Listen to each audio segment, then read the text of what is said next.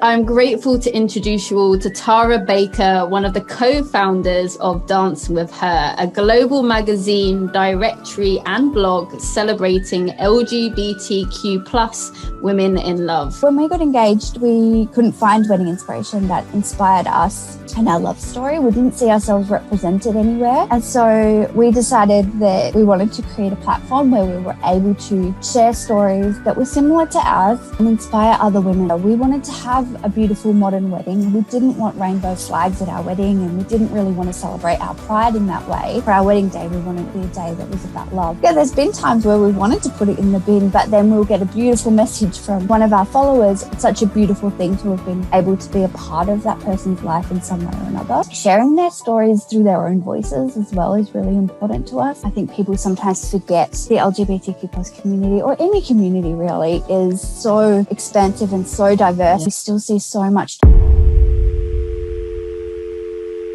In this episode, I'm grateful to introduce you all to Tara Baker, one of the co-founders of Dancing with Her, a global magazine, directory and blog celebrating LGBTQ plus women in love. Tara founded Dancing with Her along with her fiancée, Arlia Hassell, and their work continues to have such a positive impact on the world. Just like their own love story, their work is beautiful and authentic, and they continue to use their platforms to inspire inclusivity and to share diverse LGBTQ plus love stories authentically. It's my privilege to welcome Tara into my community today, and I'm certain that she will be your kind of person too. So welcome to the podcast, Tara Baker. Thank you very much. That's something to follow. Goodness. It's all true. It's all about you. And thank you so much again, Tara, for coming onto the podcast. I'm so happy to have you as a guest today because we can talk all about love. And is there a greater topic? I don't know. I don't think so. I think it's a hard one to beat. Since discovering your social media platforms and blog earlier this year, I've been so inspired by your passion for sharing inclusive and real love stories. Your work is so beautifully collaborative, and I'm filled with hope every time a Dance with Her post appears on my screen, as you really do use your platform to share voices that may not usually have the opportunity to be heard. Mm-hmm. And I think your commitment to inclusivity and diversity is one that we can all follow. But before we learn a little bit more about Dancing with Her, I would love for the listeners to learn more about you, Tara. So where have you grown and flown? Where did you grow up, and where would you consider home now? Yeah, so I grew up in a small country town, pretty far away from where I currently live, down in Australia. And I grew up I had two younger sisters, and I was actually raised by my dad. So my mother, she remarried when I was quite young and ended up leaving, and I didn't, it's not somebody who I know, and it's not somebody who's in my life. And so I was raised by a single dad with three girls, which was, I guess, interesting at points. Yeah. It's hard to go through a lot of all of those things you go through as a young woman, with your dad leading the way, I guess. Mm-hmm. But I wouldn't have it any other way. He's a superhero in my eyes. And go dad. Yeah, he's an awesome dad. It was a pretty good upbringing, I guess. We weren't, I would probably consider ourselves to be a family that we didn't have everything. My dad actually got quite sick when I was younger, and so he was having cancer treatments and things like that, and it sort of meant that I needed to grow up probably a little quicker than what most young people do to look after my sisters while he was going through that. And so, we got through it, I guess. And yeah, it was like a beautiful childhood looking back, but I guess some people look back at my childhood and think that it was challenging. I actually left that small country town when I turned 18. I needed to go to a bigger city. That's where my heart was. And so I left and went to university. and spent some time at university in a degree that I never did finish. Don't we all? I've had my fair share. I've jumped around to quite a few different universities, just trying to figure out my way, I guess. I actually went into university thinking that I wanted to be a forensic scientist. And in my last degree that I began, I actually ended up doing social sciences and things like that. So I really went from one thing to another and jumped around and just sort of found my way. And I mean, all through that was finding my way through my sexuality and what that meant for me as well. I moved from a small city to a even bigger city to sort of find myself a little bit more, which is where I eventually would meet Arlia. When we were, probably in like early 20s we met. And we moved up to the Gold Coast in Australia back about 5 years ago now together. And we did that because Arlia had a traumatic brain injury, which was really an awful thing to go through as a couple. I think something that a lot of couples don't necessarily need to go through, those traumatic experiences. And she needed to have a brain injury to save her life. She'd stopped breathing. I had to resuscitate her. Like, it was really an awful ordeal. And we ended up moving up to the Gold Coast because that's where her family lives, and we wanted to be closer to them through the recovery process. And so we've been here about 5 years now. But I don't really feel like this is my home either. I sort of find myself really longing to be somewhere in the country and have space. We live in a quite a dense area at the moment, and I think we both really long to be somewhere where we have space, especially moving into bringing a family up in the next couple of years and things like that. So I don't feel like it's home, but I guess it is home because we have been here for a little while now. But yeah, it's one of those sort of little things where my family and friends don't live here. They live quite far away from me, and so finding home, I guess, for me is just more a sense of who I'm around. So being with Arlia, that's where home is at the moment for me. I love that. That's beautiful. And what an impressive story as well.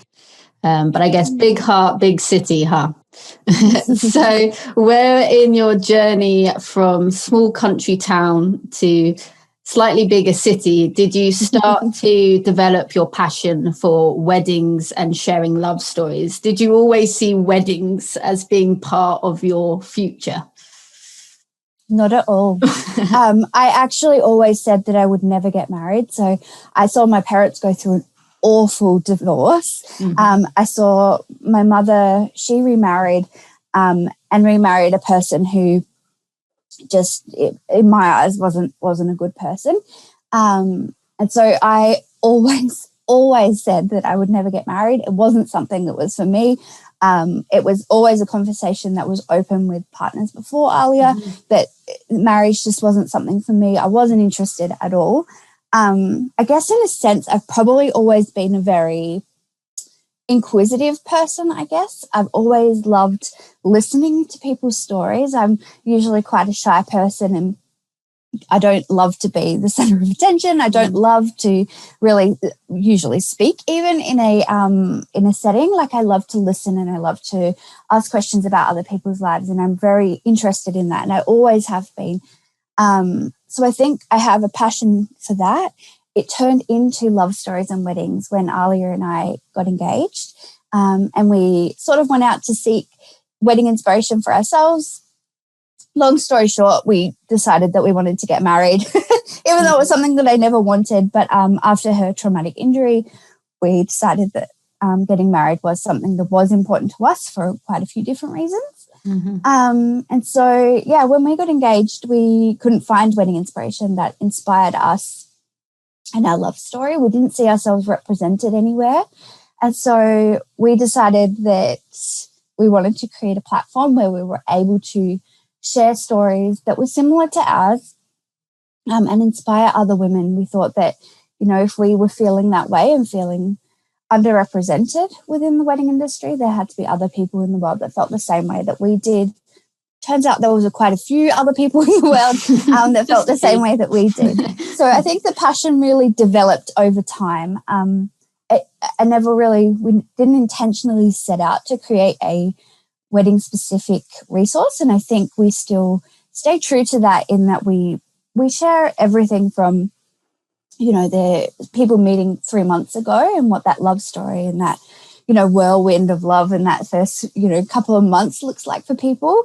We share everything from that all the way up to couples who have separated and what that separation has meant for them.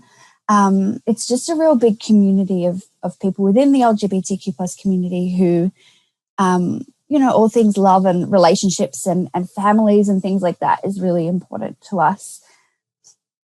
Yeah, absolutely. And I love that you share all different sides of love as well, because with love can come heartbreak if you really did love someone a lot, and it's important to show the different sides. And again, that shows how true and authentic your work is. And I really have been so inspired by your work, and I'm interested to know if you've had anyone that has inspired you along your journey, either personally or professionally. I think that my inspiration mostly comes from the stories that we receive from the real couples that we get to share within the platform. I know that, in business, I guess, I'm sometimes inspired by somebody else's story in business and where they've gone.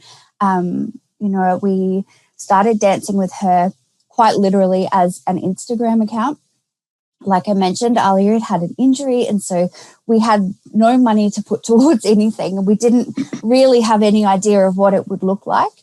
And then that Instagram account sort of snowballed. Next thing we know, we're releasing a magazine that's being shipped to 40 countries, and it was all sort of a whirlwind, and it's happened really quickly for us, I guess, in a sense, especially not having a background in publishing or doing any of this. This isn't what we were doing before we did this. So I think most of my inspiration actually comes from hearing the stories of the couples that we get to share, but also hearing what the platform means to them.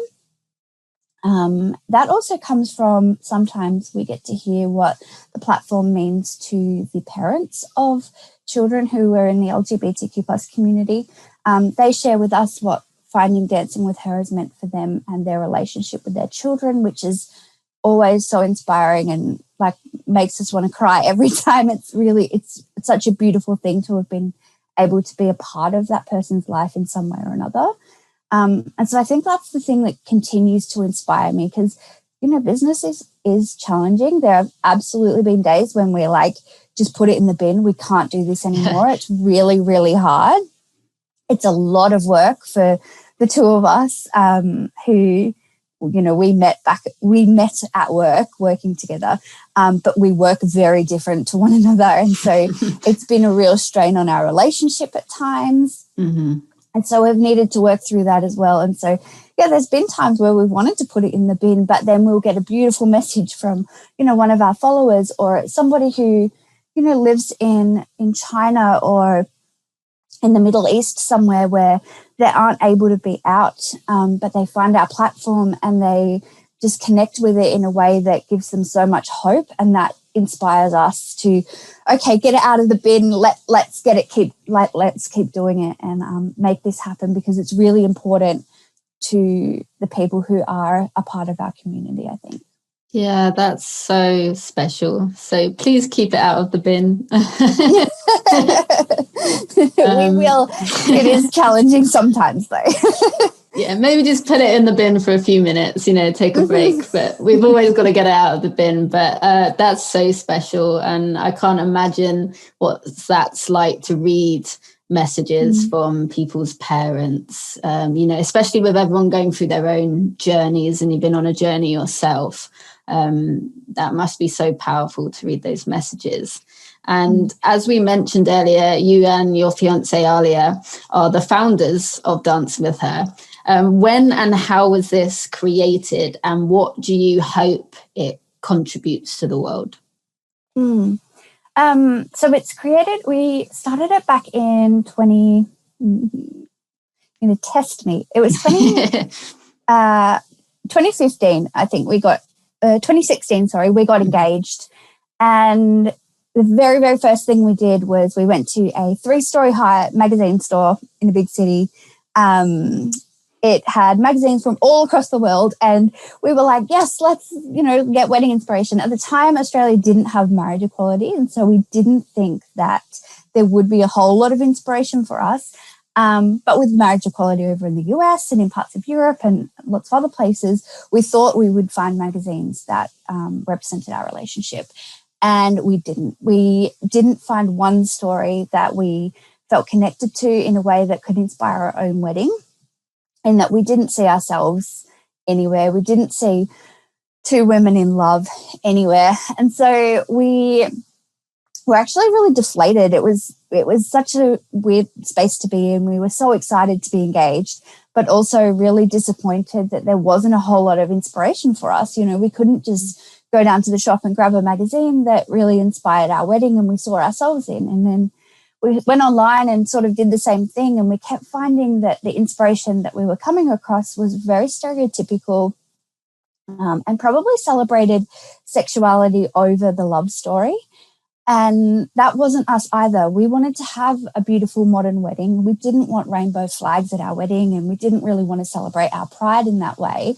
For our wedding day, we wanted it to be a day that was about love and about our journey to get to the wedding day. Because we had a bit of a journey by that point. Yeah. And so, we really only sat on that for, it must have been 8 weeks later. I said to Arlia, I'm really disappointed.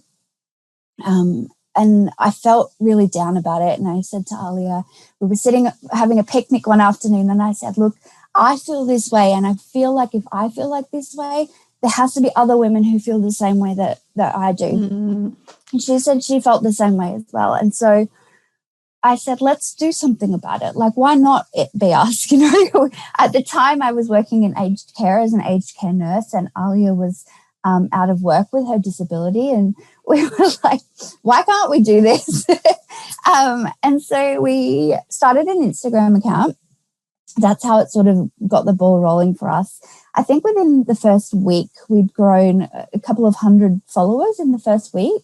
And we started receiving messages from people saying, oh, I wish I had this when I was planning my wedding. Can we share our story with you in some way so we can help inspire other women who are planning their weddings? And so we decided that we could build a website. I mean, like I mentioned, we literally had $0 in the bank to put towards this. Mm-hmm. And so we were like, all right, DIY it. We sort of put together a website that, looking back, was awful, but served a purpose at the time. We did that and just started really sharing those stories. And it's just really grown from that. Like I said, not something we really anticipated. We still pinch ourselves that it's not just our family and friends that read the publication. In terms of a magazine, I think when we started gaining a little bit of traction and seeing that people were interested in what we were doing, the magazine came from that first experience that we had going to that magazine store and discovering no magazines that represented our relationship authentically. And so we decided that we wanted to make a magazine. A very long process, not an easy process for somebody who has no idea about publishing. I know, I remember we got back our very first print sample, and we opened it, and there were a lot of tears and a lot of, oh my gosh, what have we done? We've told people that we want to create this beautiful magazine, and we got it back and it looked awful. Oh no. And so we had a lot to learn. We sort of had to learn along the way and be really resourceful. We still didn't have any real money to put towards it, and so we ended up launching a pre-sale to try and raise money to build the magazine and what that would look like, which we were very thankful to be able to pay for the entire first print run just from our pre-orders. Amazing. And through that we sort of started that magazine back in March, and thought, it might take us 3 months to get a magazine together. We didn't get that magazine printed until November that year. It took a really long time for us to really perfect it and make sure it was exactly what we wanted. The timing, though, was perfect, I guess, in a sense. We're an Australian couple, and the week that the magazine was actually launched and actually ready to be sent out to people was the same week that in Australia we went through a vote where everyone in Australia voted whether marriage equality should or should not exist. And the results of that survey were released the same week that the magazine was released. And so it was this perfect moment, even though it was 8 months or more away from when we actually thought that the magazine would come out. It happened perfectly. So we were having people opening their mailboxes to this magazine that finally, they could see themselves in, that they were so excited to find.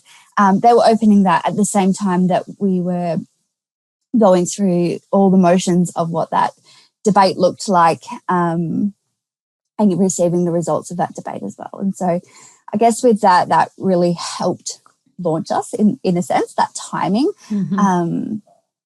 It meant that the media were very interested in what we were doing. And I think that probably really solidified what we were doing, and we really felt a real sense of purpose in what we were doing, and we're like, hey, other people actually think this is something that is needed as well. Let's roll with it. And now it's 3 years later, and we have 8 print magazines that we ship to more than 40 countries around the world.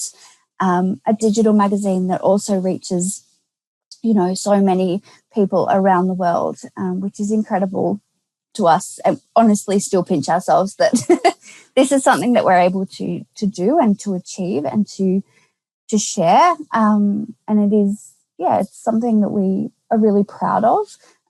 Even though there are those days that we want to put it in the bin, it is something we're really proud of. And when we reflect back on where we've come from, what we've been able to achieve, and then moving forward, we really want this to continue to be a space where I guess just LGBTQ plus people feel celebrated, where their love feels celebrated, where they can connect and be inspired by other people's love stories as well. I think that's something that's really important. Personally, I'm, like I mentioned, always inspired by other people's stories. And so being able to have a platform where I'm able to share other people's stories and inspire others is something that, will forever, I think, be something that we will always reflect back on fondly, no matter where it ends up. I mean, we still, who knows what it could be, but that's what we hope for, I guess, in the future, is just to continue to inspire people. And pave the way in the wedding industry, because that's a very heteronormative industry, and we really want to make a big Tell me difference. about it. Yeah. Wow. What a organic journey, and 100% meant to be in my eyes. Talk about the universe working together, about the timing of that. And I think all good things are worth the wait. So that's amazing. And I love the timing was during such an important discussion. It's crazy that it even has to be a discussion. But I'm so, so glad that your work could be there at the forefront while we're having it. So that's amazing. And as planning a wedding has not yet been part of my own life journey, it genuinely shocked and saddened me when I learned recently that Dancing with Her was the first wedding publication of its kind. And I think you truly have embraced the idea of creating the change you wish to see. And I can't even imagine the amount of people that will have positively affected. And it makes my soul so happy to know that people can come to your platforms and feel joyful and feel seen, because the images and stories you're sharing are reflective of their own truths. And I think your work continuously proves how crucial representation is in order to reflect a true and beautiful society. So what does the word community mean to you, and what has creating and being part of the Dancing with Her community meant to you personally? community is at the core of everything that we do. We couldn't exist without the community. And I think for some people within the community, they couldn't exist without a platform like ours. And that's something that we hear quite often, which is, like you mentioned, totally heartbreaking. The fact that nothing else really did exist like Dancing with Her blows our own minds. And it continues to be. So we're the only publication in the world that does celebrate it, LGBTQ plus women in love specifically. And we also have a second publication, Dancing with Them, that really celebrates a lot of our gender diverse community as well, because we're finding that they weren't having a space to be able to share their stories as well. So important. So community is, like I mentioned, everything that we do is centered around our community.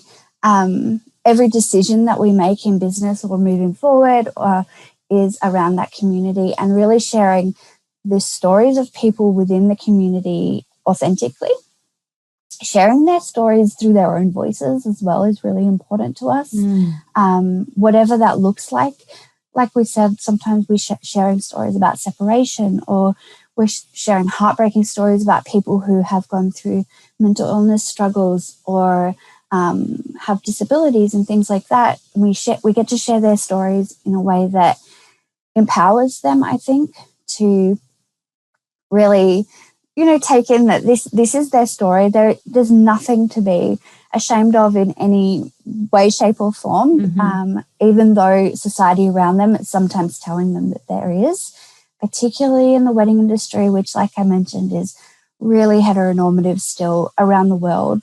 Even though some countries have had, marriage equality for 20 years, it's still not a real safe space, I think, for the LGBTQ plus community in a lot of places. We still see so much discrimination happening. And I know something that always sort of brings us back is a statistic that we discovered when doing our annual wedding survey.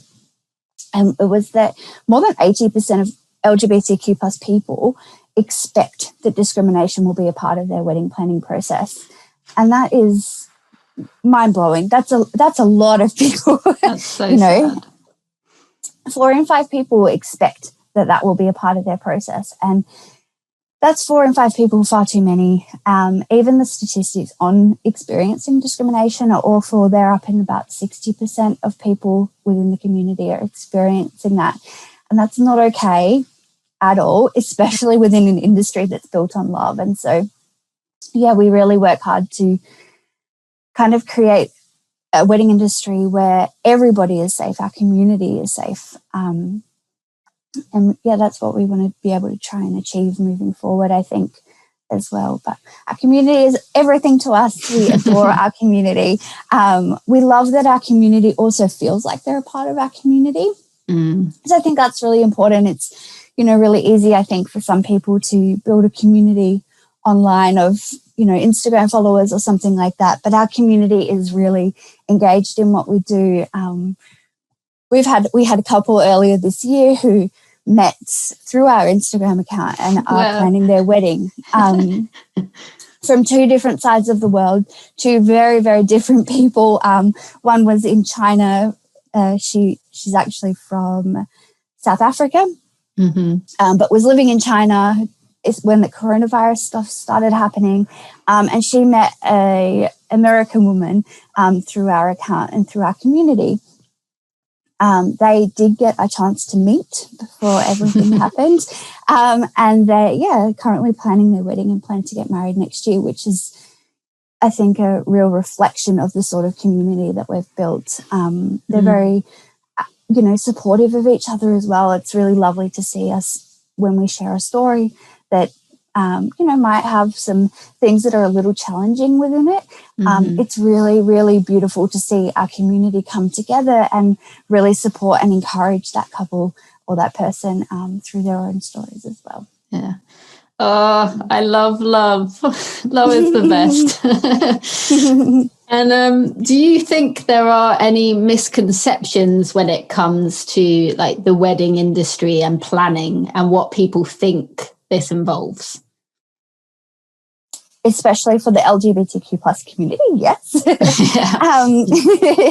So we often hear stories of people, particularly in the wedding industry, who feel like an LGBTQ plus couple wants to celebrate Pride. Is probably one of the biggest misconceptions that we see. And it's not true for a lot of people within the community.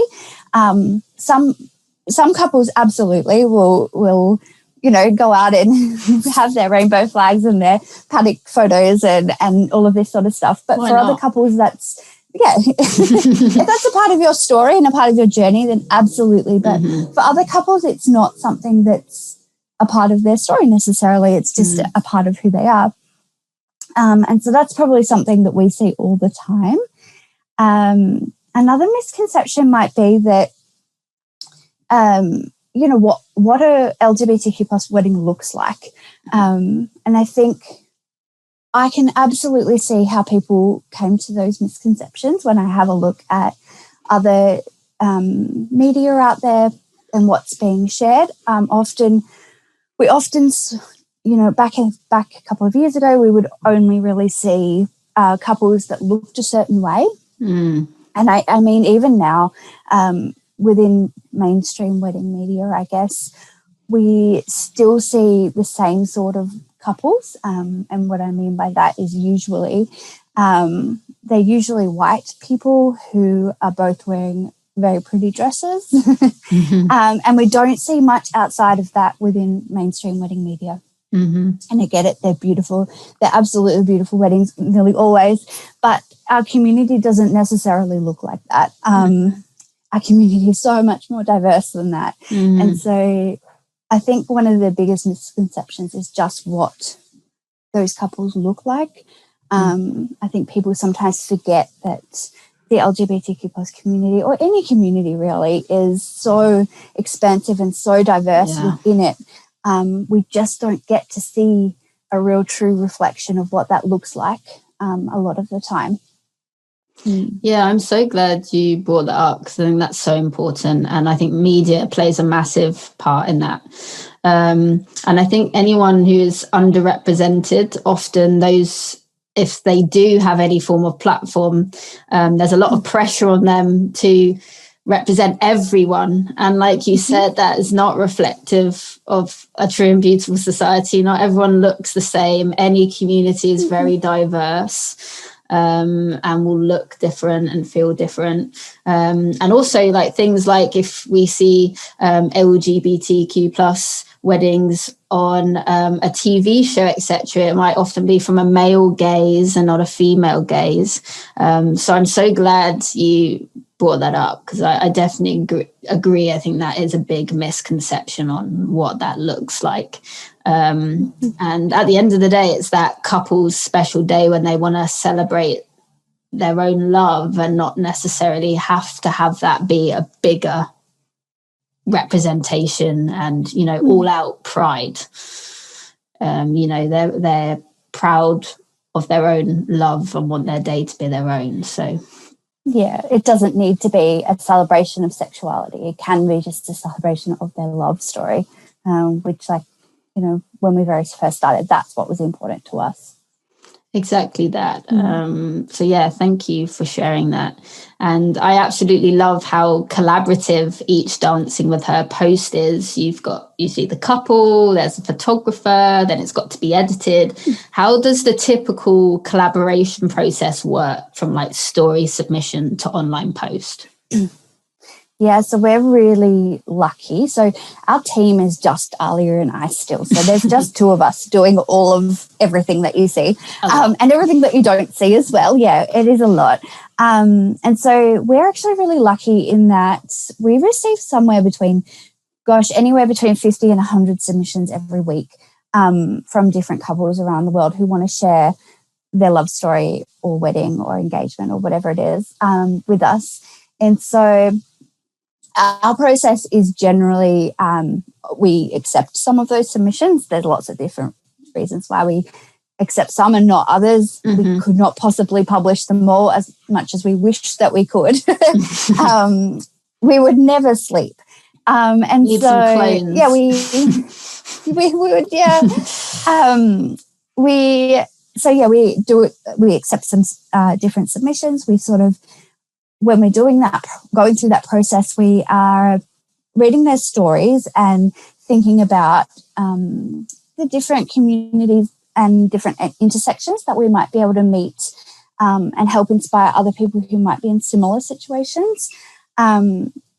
Sometimes it is just that they had a really beautiful wedding, something that we've never seen before, and we want to be able to share and inspire others to really do their wedding their own way is something that we have always advocated for. We're not the cookie cutter weddings isn't something that we are always sharing. We love to share couples who just embrace their wedding day for themselves and their relationship, and their wedding is a true reflection of that, whatever that looks like. And I mean, it could look so different. And so we sort of go through that process. It can take us 3 to 6 months sometimes to go from that initial submission that we receive all the way through to publishing and what that looks like. So popping it together, reaching out to the wedding vendors who helped make that happen. That's really important to us because, like I mentioned, there's so much discrimination in this industry.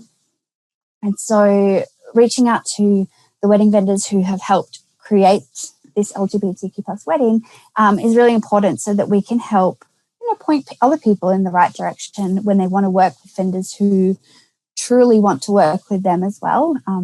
Something that we hear, unfortunately, sometimes is that couples have their wedding day and then on reflection say, I didn't feel like that person really was here to celebrate my love. They were just here to put money in my pocket. And that's not an experience I think anybody should have planning their wedding or having their wedding day. And so, yeah, we really do work with the wedding vendors and things like that who help put those together and help celebrate love authentically for all the right reasons and the same reasons that we exist.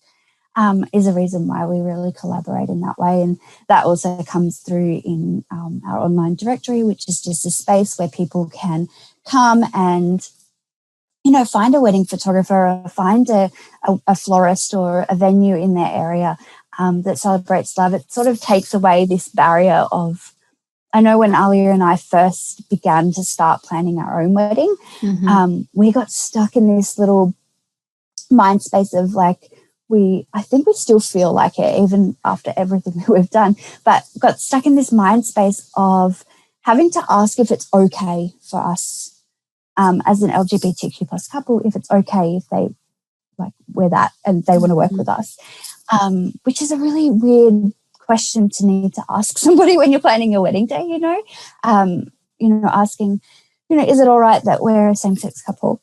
Are you okay with that? And yeah, it's this really weird question, and I don't feel like anybody should need to ask that in their wedding planning process. And I know our community feels the same way, and so we wanted to create a really safe space where people could come, find wedding vendors where they don't need to ask those questions because we've asked those questions or they've come to us and expressed why working with the LGBTQ plus community is important to them. Oftentimes it is because the wedding vendor is also a part of the community and wants to really support our LGBTQ plus community. And other times it's just allies who, for all the reasons that we want to celebrate love, they want to celebrate it too. Absolutely. And that makes me so sad to think you'd even have to ask that question, and proves how even I'm so grateful that your work is there and your resource, so no one else has to feel like that. I think that's amazing. And I love how involved everyone is in the creative process. I was reading a beautiful post the other day, and the photographer had their own kind of comment posted, which gave a bit more background, and they were saying how they've realized they have their own part to play, and that they want to be a better ally for the community, and that they're so lucky that art is such a powerful medium, and can reach so many people and represent so many people, and they realized that they weren't doing that enough, so wanted to use their photography to create a safer space for everyone, and reach out to their own community as well, realizing that they were maybe not best serving even their own friends and family, and that they can do more. And I thought it was absolutely incredible that your blog and your social media platforms provides that opportunity for everyone who's in the creative process. Because often you see the photograph from the photographer, but you don't often get to hear from them themselves. Yeah, I know the one that you're referring to, and I know that when that photographer did reach out to us, I mentioned that I wanted to be able to share that, because I think that it's a really powerful reason to do what she's doing. I know that she's in a same-sex relationship where her partner isn't able to be out at the moment. It isn't safe for her partner. And so I know it was really important for her to be able to, provide something that could inspire people within her community to be authentically themselves. Amazing. And I love that. It really satisfied a need I didn't know I had. That so often when I'm a very curious person, kind of like yourself. I love to listen. I love to hear people's stories. So I always see photos and I have like a million questions, and I often think about who took the photos. So it's so nice to have an opportunity to hear from the photographers and their own take on the photo and their own involvement in the love story, which is awesome. So thank you for creating that space. And what pleasure. I mean, very important. Absolutely. And you mentioned briefly earlier that Dancing with Her has also gone on to inspire another platform called Dancing with Them. Is there anything more you could share about that? Yeah, so Dancing with Them is sort of, when we began Dancing with Her, something that didn't quite sit, I guess, with us was that it was a very gendered publication. And we wanted to be inclusive of the LGBTQ plus community, but we also really felt like there was a need to create a space specifically for LGBTQ plus women. And so we went ahead with Dancing with Her with the intention that if it all worked out, we might, be able to create something else that is more inclusive of the LGBTQ plus community. So that was sort of a little seed that we had at the very, very beginning, and have worked towards over the last few years. Obviously, taking on a second publication is also a lot of work. And so we really wanted to do it justice. Another reason why we felt like it was time to create that was because we were receiving quite a lot of submissions, particularly from people within the gender diverse community. So we were getting a lot of stories of people who were non-binary or trans who came to us and had mentioned that they wanted to share their story within our platform, but also wanted to talk more about that, their diversities and their intersections within that. And so we sort of saw that as an opportunity to launch a second publication that really celebrates the entirety of the LGBTQ plus community. And so within that platform, we're celebrating men, we're celebrating women, we're celebrating trans people, celebrating non-binary people, anybody who is gender diverse in any way, gender, sexuality, or body diverse, whatever that looks like. And so we wanted to create a safe space for them as well. And it was something that, like I mentioned, we were seeing all the time, was that, these people aren't celebrated in wedding media very often at all. And they should be. That, their stories are beautiful, diverse, and they have a lot of things within their stories often that will help inspire other people who might be going through the same situations. I know that particularly people within the gender diverse community, often they sort of go, it's a huge change often in their life, and they, finding love can be really challenging for people. And so it's really lovely to be able to have a platform where we're able to share these stories and share these love stories that celebrate who they are, absolutely, but also just celebrate the love stories. So the same sort of notion as what Dancing with Her does, love over sexuality is what we're celebrating.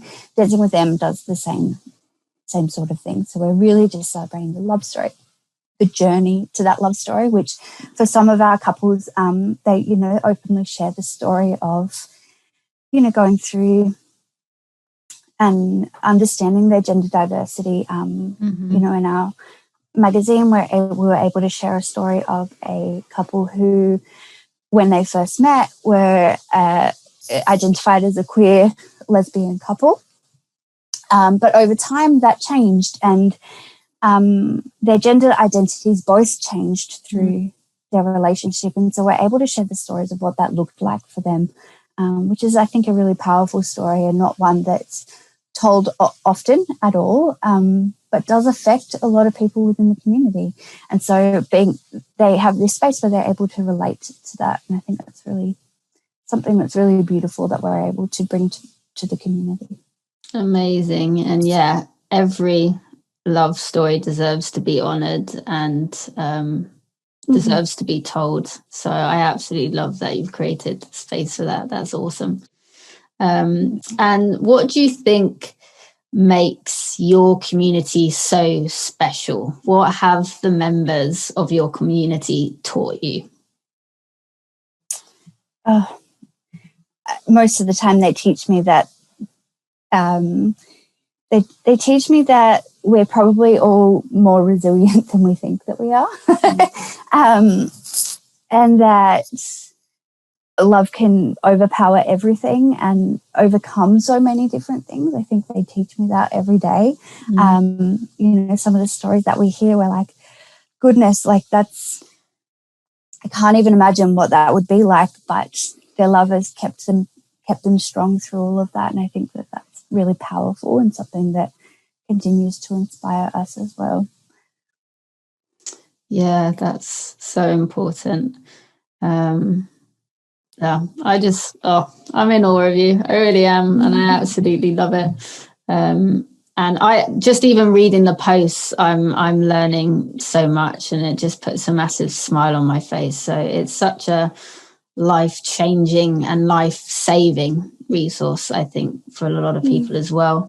And do you have any standout moments that you are particularly proud of from your current work? I mean, in terms of that very first magazine that we released out into the world was definitely a moment when we were like, goodness, look what we've done. Like, this is incredible. We definitely didn't anticipate it launching so successfully in our eyes. I know success looks different to everybody, but success to us looked like not just sending it to people within our family.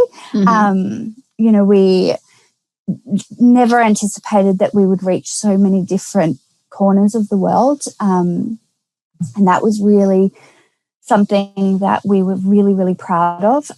We sat in our lounge room at home, packaging orders that were, being shipped to so many different countries, some countries that we'd never even heard of. We were receiving emails from people saying, hey, I really want to grab a magazine, but I'm here. Can you send it discreetly? Because in some countries, receiving a magazine like ours is something that can get them into trouble.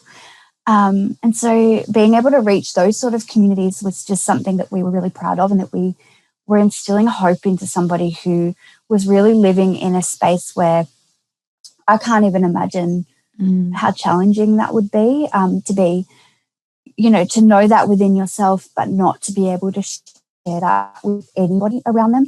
And if they do, they can get into a lot of trouble with the law in regards to that. And so that was really something that we were really, really proud of, and probably continue to be proud of. Just the community that we're able to reach and inspire is something that we're really proud of. I know sometimes other people sort of look at what we do and think that, we have been able to build one of the biggest communities in the world for LGBTQ plus women, which is, that's amazing, but it's not the way that we see success. It's something that, yes, like amazing, incredible, but it's not our success. Our success is just being able to inspire. Our success comes from those messages from couples who, have never seen themselves represented or never thought that they could have a wedding because they'd just never seen, a representation of their own love.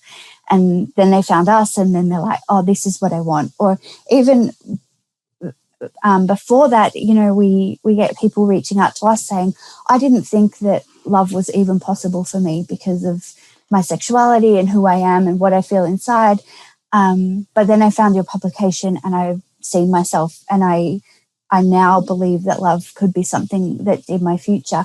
And that's something that, obviously puts that firecracker up our bums to keep doing what we do.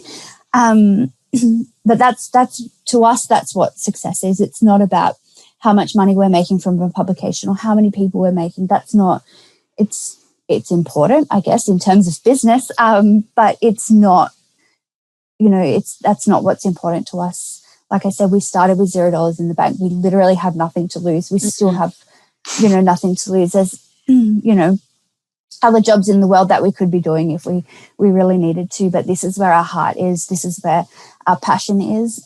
This is what we want to be doing. And we feel like you mentioned, the world gave this to us in some way or another. And we're the right people to continue to do what we do every day. And that continues to, build on what our success is and what that looks like and inspires us into our future as well. Oh, that makes my soul so happy. And gosh, it really does make you think. And also, wherever you are on your journey, it certainly makes me feel so privileged for where I live. The fact that it would be safe for me to be open and be part of this community, whereas some people, it would even be safe to receive your resource, so, but for them to have that and you manage to be able to reach them that way, I can't imagine what that means for them. So if that's what success looks like, I think that's something we should all be reaching for. So thank you. And what do you think? I know Dancing with Her has come on such a long way and has been so helpful in moving things forward. But what do you think we need more of in the world, and how would you like to see the conversation around representation improve further? This is something that I could talk about all day. So representation is absolutely important. I know that you've probably heard the phrase, you can't be what you can't see. And I think that, this is something that really sits, is particularly within the LGBTQ plus community. Like I mentioned, some people never thought love was a part of their story because of who they are and and what their identity is until they saw it and then they could dream it, I think that representation still not just even within the wedding industry, but as a whole, representation is sometimes still seen as like this checkbox. I think that we need to be diverse, so we need to do this, and once we've done that, we check the box and we move on. And I think that we need to, as a media publication ourselves, we need to deeper into that. We need to move past representation and diversity, and we need to move into inclusivity and really understanding what that means, what that looks like. And so for us, being inclusive is sharing the stories of lots of different intersections. So different, somebody might be a part of the LGBTQ plus community, but also sharing their journey of what that looks like being a Christian woman, for example, or something like that. So what those look like, but also telling those stories in a way that's through their own voices is something that's really important to us, and is an inclusive way of sharing those stories, because we're not I'm not being the voice for those people. I don't have those experiences. No. I'm a lesbian woman. I'm a white woman who grew up in Australia. My experiences are very different to everyone else's experience, essentially. You know, everyone's had a different story of growing up and coming out and understanding their sexuality and whatever that has looked like going forward. And so I think we really need to start moving into this space where we are sharing these stories, but in a way that is authentic to that actual person. And we're not just doing it because we're trying to check a box and say, yep, we did that.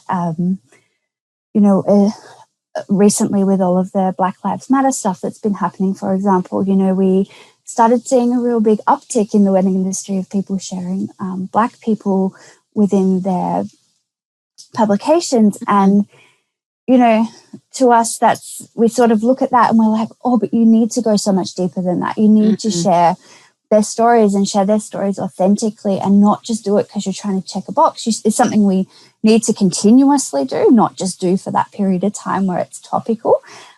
We need to do it always, and we need to work towards that. We need to continue our own education into learning about other people's stories. And so, you know, that's, I guess, for us been sometimes a challenge in that we are a global publication and those intersections are endless. And so understanding what being an LGBTQ plus person, but also identifying as Muslim looks like, it's really hard for us to sort of have a grasp on everything that's going on in the world. And so we choose to take the route of telling their stories through their own words. And that's something that I think that we could all do a whole lot better. And I see it happening. I see changes happening, particularly, you know, over the last couple of years. I've seen those changes, but I still think we have a long way to go when it comes to inclusivity and really understanding what that means and moving towards a more inclusive wedding industry. Absolutely. And so eloquently said as well. Thank you. I think intersectionality is such a widespread and deep topic. And that's one of my favorite things about your work, is that you always amplify people's voices and always let them tell their story in their own true and authentic words, because we don't all have the same experiences. And I love the fact that you use your platform to make sure that the right voices are heard at all times, and that their own story is told through their words and authentically. And I've learned so much just from your platform, and I definitely think that is an area where we could all do so much better. And how do you currently connect with your community, and how would you like to see the platforms continue to develop? So predominantly we connect with our community via social media at the moment. Yeah. That's just the space where we started, and that's the space where our community has grown the most, I guess. But we also have the opportunity sometimes to, when we're not going through a global pandemic, meet face-to-face with people within our community as well. Awesome. You know, we've been lucky enough to travel around the world and meet people within our community as well, which is always incredible. And, you know, we like I mentioned, very shy people usually. And so sometimes it's something that's a little hard for us to do, but we do get the opportunity to do that and connect with our community that way. And I think our community connects with each other that way as well. It's not always just Arlia and I who are connecting with our community. They connect with each other, and, you know, we get proposals and marriages out of our own community, which is incredible. In terms of where the platform is going, we hope that it continues to be a space where people within the LGBTQ plus community can feel safe and celebrated is something that's important to us as well. And, you know, like I mentioned, who knows where it will end up. You know, we sort of, you know, are celebrating everything from, you know, finding love and what that looks like, all the way through to couples who are, you know, separating, or couples who are starting families and things like that, things that are really important to our LGBTQ plus community. Amazing. And I have no doubt it'll go from strength to strength. I mean, even the journey so far in such a fairly short amount of time, I'm sure the hours put in does not feel like a short amount of time. You've probably had a billion lifetimes, it feels like, in terms of the input you've put into it. But yeah, and I think the momentum that you have, it's such a powerful momentum with everyone, like you said, that they connect with each other, and then that kind of inspires this, and then this person, and then the collaboration with the photographer. Say it's a really beautiful community and how it all connects together. And I've said it so many times, but I have so much admiration for what you and Arlia have created. And I think it's a huge testament to your characters that you had decided to take your very justified anger and hurt from not seeing your love represented in any printed wedding publications, and you turned this into an action for positive change. And your collective efforts have created this hugely positive resource that is a continuous gift to others. And I personally think that love and positive change and positive representation is always worth fighting for. But with any fight for important things, it takes a lot of patience and a lot of energy. So how would you try to keep your positive energy? Like, what motivates you to keep it out of the bin? Yeah, so in that probably the first 2 years, particularly, while Alia was still really going through the motions of coming out of, well, not coming out of, but really understanding her brain injury and what that meant for her, and what that also meant for us as a couple moving forward. It was a really big change in both of our lives. But during that probably first 2 years of dancing with her, that was probably the most challenging part of everything that we've been able to do. You're starting a brand new thing that we had no idea what we were doing. And I think when I reflect back, I did put in a lot of hours. I was still working in aged care at the time, and so I would go to work for 8 hours and I would come home and work for another 10 hours on dancing with her, and have a little bit of a sleep and go back. And it caused a lot of friction and tension between Alia and I, because she was seeing me work so hard on something with not a whole lot of reward at the time, because it was brand new and we weren't sure what we were doing. But when I reflect back, I think I always just felt that it was the right thing to do. I don't know how to explain it anything other than it was just a feeling. I felt like what we were trying to create was important. I didn't really understand the real weight of that, I think, but I just felt within inside of me that this is something that we needed to do, not just for our community, but also for ourselves. I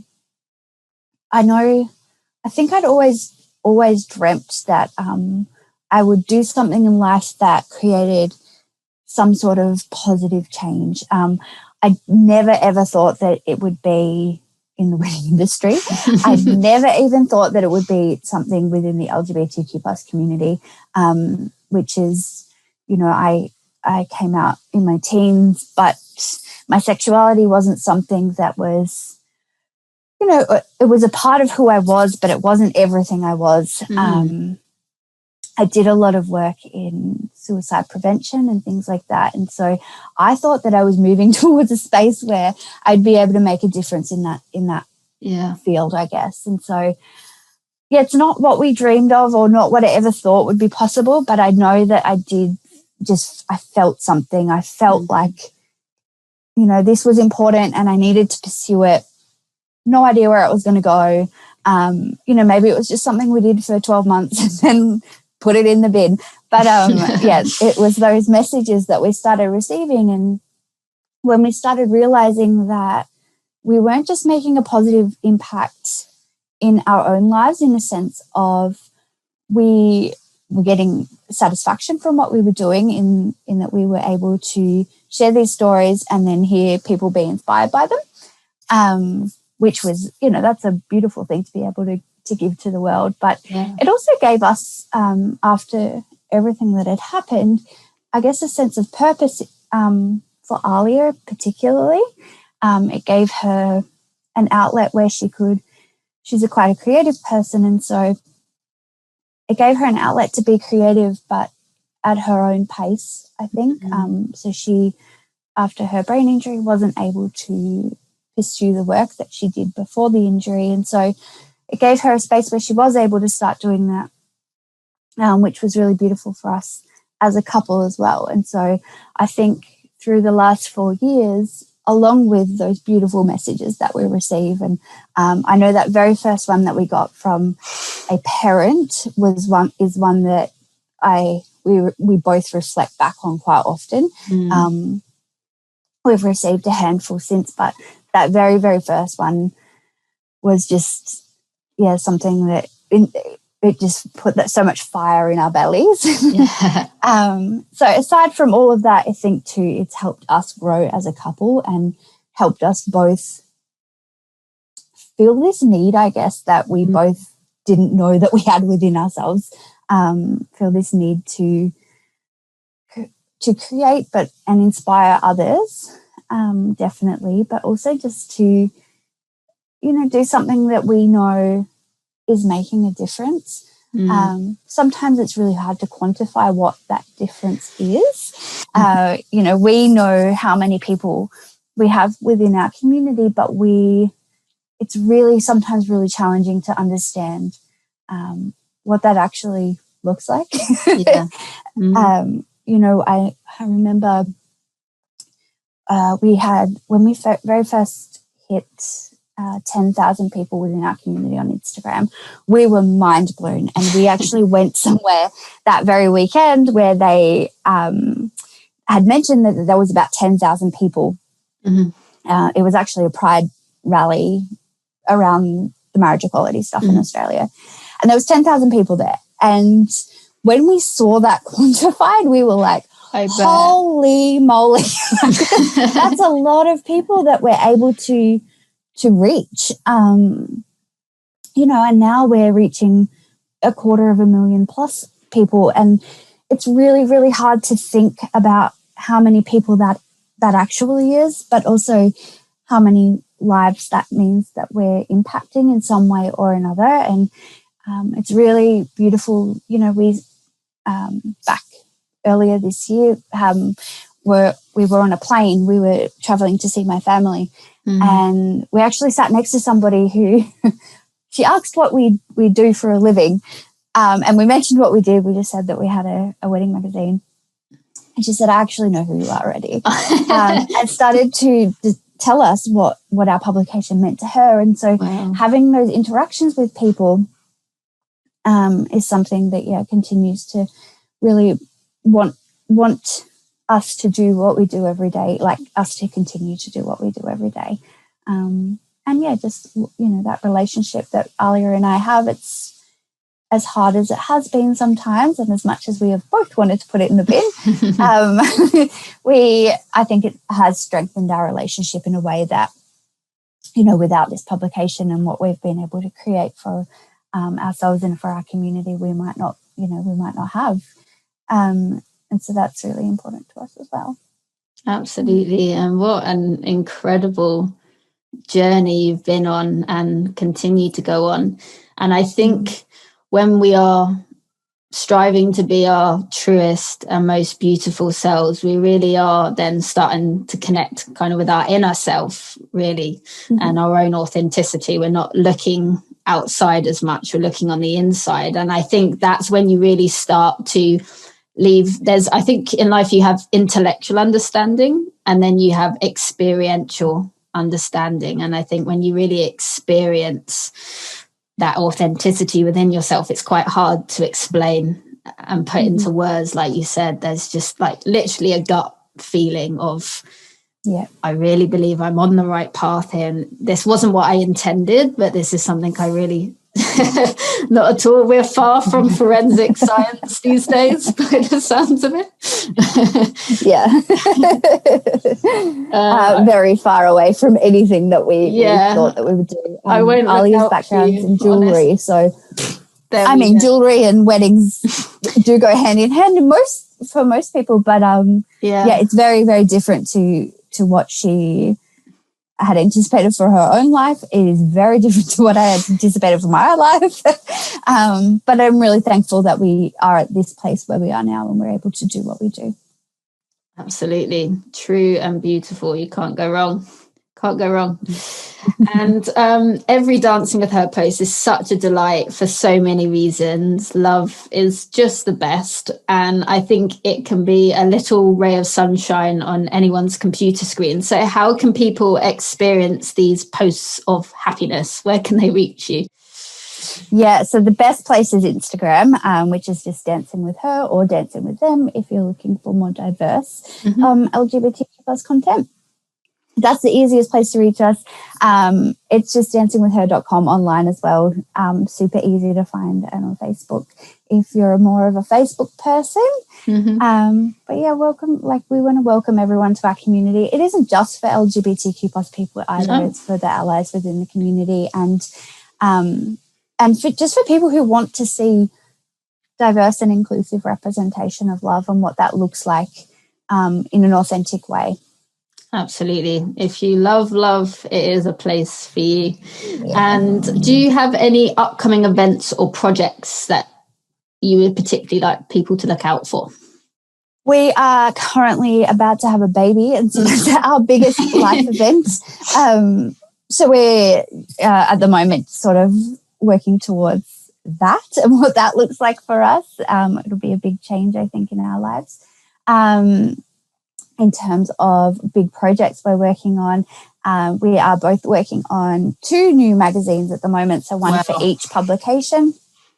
Yeah, so they will be early next year, hopefully, when distribution is a little bit easier thanks to everything going on in the world. Yeah, absolutely. And before we finish our discussion today, could you please share with the listeners any words of advice that have particularly inspired you over the years? I think that when we first started telling people that we wanted to create Dancing with Her and what that might look like for us, we came across a lot of people who told us we couldn't make it happen. We at one stage were told that we on a phone call were told that if we didn't have $80,000 to put towards it, we couldn't make it happen, and they hung up on us because we said we had none. We were constantly brought up against, people saying no, that we couldn't do this. We were told that our publication was too niche, that we couldn't do what we were going to do. And I think that there was one person in my life who said to me, if you feel it in here, in your tummy, if you feel that it's right, do it. You've got nothing to lose. And so that's what we did. Yeah. And now here we are for nearly 5 years later, having created a global publication that reaches a whole lot of LGBTQ plus people and inspires a lot of people within the community. And so the best advice I ever got, or Arlia and I ever got, was to follow our gut and to just believe in ourselves, and that we were the right people to do it was another, turning point for us, I think, because it was a huge thing to undertake, and doubting yourself is something that we both have done and we continue to do sometimes. We doubt ourselves and our own abilities and doubt what we're able to achieve. Sometimes we do think maybe we're not the right people to be doing this, but we always come back to that, no, I feel it in my gut. Whatever that is, I know that it's, it's not tangible. It's really hard to describe it any other way other than I just feel it in my stomach that this is something that we need to continue to do. Who knows what that is looking forward. But yeah, that was the best advice we ever got, was to just follow your gut. Literally had nothing to lose. Let's just do it. Yeah, amazing. And you heard it here first. Never put down the phone on Tara or Arlia, because I think our response was, okay, watch us do it then. Exactly. So look what that inspired. Absolutely incredible. So I promise I will never put down the phone on you. Just amazing. Oh, Tara, you are so awesome. So is Arlia. Dancing with her is awesome. Love is awesome. Representation is triple awesome. Thank you so much for your time and energy today. I've enjoyed this conversation so much, and thank you for all the love you continue to share in the world. Thank you for sharing the stories that deserve to be told. Thank you for continuing to make the world a better place, not only for your own baby, but for everyone else's. And thank you for being my kind of people. Thank you. Thank you for chatting with me.